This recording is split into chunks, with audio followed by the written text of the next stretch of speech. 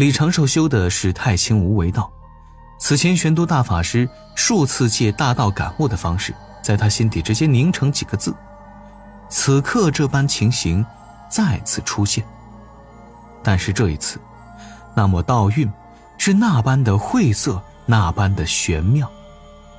李长寿全部的心神立刻收束在本体，感受着，感悟着，心神渐渐动荡难宁。这不是玄都大法师的道韵，如今洪荒中能动这条太清圣人所传之道，在自己心底传递讯息的，除却玄都大法师，也就只有太清圣人老爷本身了。圣人老爷不止眼熟了我，还和我跨过中间人直接交流了。那道韵缓缓流转，李长寿的心底开始出现了一段复杂的感悟，而这些感悟之中夹杂了一段模糊的画面。确实是画面。玄都大法师只能简单的传字，而此刻在通过李长寿知道传递讯息的大佬，直接将一段感悟，一段画面放到了李长寿的心底。道行的差距一目了然呐。玄都大法师还是小灵通发文字短信的阶段，圣人老爷已经开启了 5G， 随手给他扔了一段视频。画面中，一只拳头大小的黑赤血纹悄悄地飞入了一处满是金光的无人洞府，落在这处洞府中央的宝池中，化作了一道妖娆的身影。宝池内升起了一朵有着12瓣花瓣的金莲，而这女子抬手点在金莲上，一缕缕金光迅速冲入她体内，然后又有一阵吼声孽畜传来，画面就戛然而止了。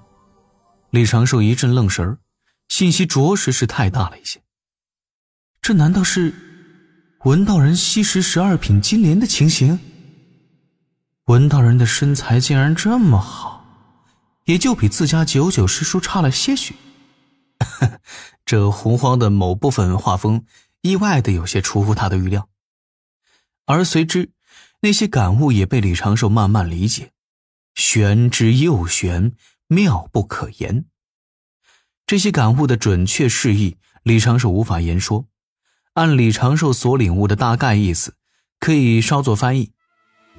这个画面是圣人老爷所推演出来的，未来不知何时会发生的一种可能性。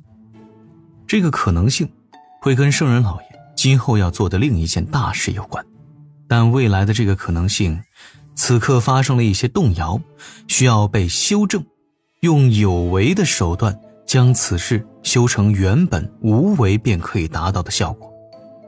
搞明白这一些，李长寿的心底一阵震撼。他一直都知道洪荒战力的天花板极高，但他根本无法想象圣人竟然还有这种威能。自家太清圣人在这个时间点竟然已经推算出了封神大战之中的一段情形。不止如此，文道人吸食12品金莲，与之相关，与太清圣人和西方教相关的另一件大事，很可能就是老子西出函谷，化胡为佛。这其实很好推理，自家圣人老爷是洪荒众所周知的老宅男了，不是那个清净无为了。太清圣人和西方教有关的交集，仔细想想，也只有封神大战联手破万仙阵与诛仙剑阵，以及后来的化胡为佛事件。李长寿的心底一阵无言，这就是圣人的手段呢。与圣人有关却还未发生之事起了些许的变化，多了一些变数，圣人就已经有了感应。那晦涩玄妙的道韵渐渐散去，李长寿心底的画面也缓缓消散，但他又泛起了少许明悟。南海9000里，李长寿没有任何迟疑，前一瞬还在活动的那具老神仙皮肤指道人驾云朝着正南方疾飞。他心神全力运转，努力理解圣人老爷传达的这些讯息。这里面其实隐含着一条逻辑线，封神大战，西方教2位圣人疯狂挖道门墙角，明里暗里做了太多的事，算计过多，以至于12品金莲被文道人亲了一口，成了9品金莲。正是因为没了12品功德金莲镇压西方教气运，太清老子才能够顺利实施化胡为佛的算计，一切都在太清眼中。而李长寿此刻不敢多想，按圣人老爷提醒，一路南飞，并随时做好了自扬指道人的准备。李长寿的心底不由暗想，到底发生了什么事，会影响到文道人西西莲之事？而圣人老爷为啥又将此事落在了我肩上？这里面莫非有什么因果？小半个时辰后，李长寿飞出9千里，看着茫茫大海，也不知是该向东还是该向西，只能在空中静静等待。我此前的预感倒也没有出错，确实是好事。我从大法师的法宝人偶然成为了圣人老爷的法宝人，当然是天大的好事。背后的靠山顿时变得清晰且稳固起来。与此同时，东南方向，距离李长寿的这具指道人数万里，文静道人驾着一朵白云在天上慢慢地飘着。他很少直接显露影踪赶路，但是现在不得不。文静道人原本的纱裙之外，又套了一身洁白的毫不透光的罗裙。他抬手摁着自己的衣领，从此前的妖娆女子变成了良家女仙，正朝着西面而去，神情有些恍恍惚惚，面色带着少许凄然。文静道人心底回想着刚才立下的那繁琐冗长的大道誓言，目中又露出了少许的悲愤。道门3教，这都是什么鬼东西？到底谁才是邪魔啊？到底谁才是远古凶兽？谁才是杀人不眨眼的血海魔种？我堂堂黑赤血纹族的女王大人，竟被道门圣人弟子的路数，你未免太脏了点儿。不，他们的血定都是黑的、脏的，流淌着让人作呕的无耻。完了，彻底完了！西方教那群自觉谋算过人的圣人弟子们，玩阴谋诡计，根本不可能是道门圣人弟子的对手，完全不在一个档次。自然，任凭他的心里何等抓狂，此刻都不敢表露出来。对方此刻还在观察着他的表现，这是跟他开的什么玩笑啊？单独一个穷枭，文道人都没有把握去对付。那鼎鼎大名的金蛟剪是先天灵宝之中的有名的杀伐之物啊，更何况旁边还有一个赵公明与他的24颗定海神珠。文静道人，他文静道人虽然贵为黑赤血纹族的女王，但也不过是西方教控制的傀儡罢了，手头也没有厉害的法宝，出来混只能全凭神通。文静道人又紧了紧罗裙的衣领，那张妖娆的面容因为委屈竟然多了几分楚楚可怜。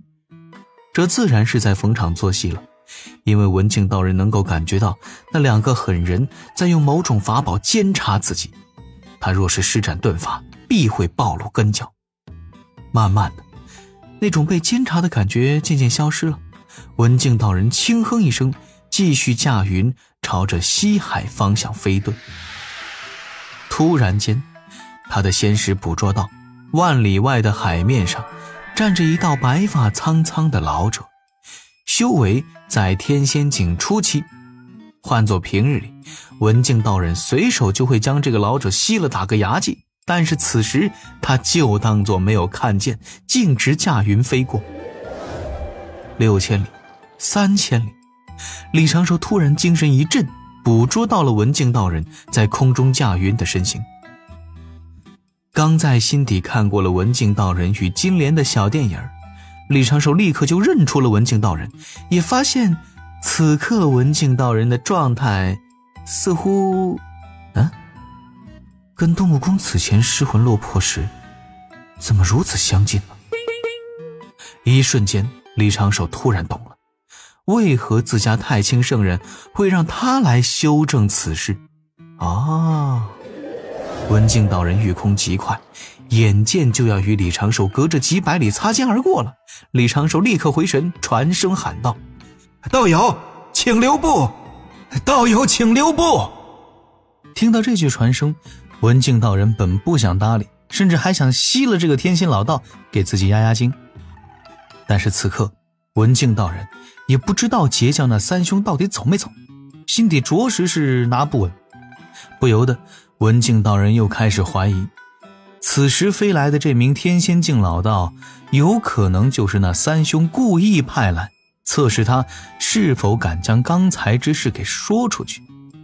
文静道人闭上双眼，轻轻吸了一口气，强忍怒火。王在屋檐下，不得不低头。他本身不是赵公明与琼霄的对手，只能够选择保命为上。于是面对赶来测试他的天仙老道，文静道人露出了几分楚楚可怜的神情。或许是因为太过憋屈，文静道人的心底一股悲观郁闷的情绪正不断的酝酿，眼前不断的浮现出刚被截教三兄碰瓷儿的情形。说是三兄，其实名不副实，毕竟真能凶起来的只有两个。另外一名假装路过的小真仙，明显就是被赵公明和琼霄随便拉过来的帮手。想起这个小真仙，文静道人更是气大。哼，真是什么人都敢在我头上撒野啊！对方假装路过，还拉着我的手臂，假惺惺地喊：哎呀呀，道友你这般不行呀！哎呀呀，把人伤成这样，这可如何了得？这般言语明明就是在告诉我，我们吃定你了，认栽吧道友！呸！截教的人心都脏，这般不起眼的小真仙心也是脏的。跟他们截教之人一比，那些天天想着挖道门墙角，暗中算计三教的西方教众高手，完全就是为了洪荒西部大开发呕心沥血，奉献自身的大善人。我族内的孩儿们，那就是一朵朵天灵圣水中泡出来的童子童女。尤其是文静道人一想到本女王大人明明已经认栽了，他们竟然对本女王什么都不做，这才是最可气的。三兄只是取走了一堆没用的宝材灵石，那琼霄让我裹上了此时这身长裙，又数落我带坏洪荒风气，影响截教那些纯情的男教众修行，随后让我立下大道誓言，便这般放我离开了。这是瞧不起谁呢？我文静道人难道不值得被你们截教针对，不值得被你们胁迫，干点其他更有意义的事儿吗？我的命难道只值这一堆灵石宝材吗？随后心底又说了一大堆西方教的粗话。鬼知道我到底经历了什么。文静道人越想越是憋闷，直接想破口大骂，但是又想起他刚刚被迫立下的那道大道誓言。那誓言该是何等阴险狡诈诡计多端，做事滴水不漏的凶灵才能写出的大道誓言模板。截教仙人算计了我这一波，到底在图什么？敲山震虎？还是纯粹就是偶然撞到了我，随便过来欺辱一下，图个乐子？乐子？我文静道人洪荒之中算不上顶尖，但也绝对能称得上是大神通者的一号人物，就这般成了截教凶人的乐子。这么多年了，我文静道人算计了数不清的生灵，见过我知道我名号之人基本都已经死了，然而今日遇到了真正的算计高手，方才知道差距竟然会这么大。要么说人家怎么能拜截教圣人为师，而我却只是西方教圣人手中的一把血刃。念及于此，文静道人自嘲的一笑，突然有些心灰意冷。哼，斗不过必然输，还要继续跟道门作对吗？我一直为西方教东奔西走，得来的只是一些香火功德。我真的在乎那些被西方教扣住的族人吗？扪心自问，并不见得。上次那些族人被龙族杀灭，我也没怎么心疼，就是感觉我被那群傻龙龙算计，心底气愤罢了。可若是没了那些族人，我在这天地间也就没有了什么存在之感，就如一缕从远古飘荡而来的孤魂。三教、西方、天道、大势、功德、大教之争，哼，说到底，这些与我文静道人到底何关？笑一声万载空茫，叹一句大道无常。不如就去这混沌海中，避开圣人搜查，找个密地躲起来修行吧。若是运气好，找到1-2个实力不强的混沌生灵部族，或是流落在混沌海中有生灵存在的洪荒碎片，我依然还能做个女王大人。于是李长寿只见本应该无比凶恶的文道人突然露出了几分颓然萧瑟的笑容，在那儿仰头看着蔚蓝的天空，眼中满是感慨。就听这个文道人开口，用一种平平淡淡的口吻对着数百里之外的老道传声道：道友不用过来了，你们的大道誓言已经那般完备，还担心贫道日后报复不成？果然，李长寿的心底苦笑，哼，这文道人真的是被赵大爷和琼霄仙子给碰了。赵大爷和琼霄仙子没有直接打杀了他，应该是不知道他根教。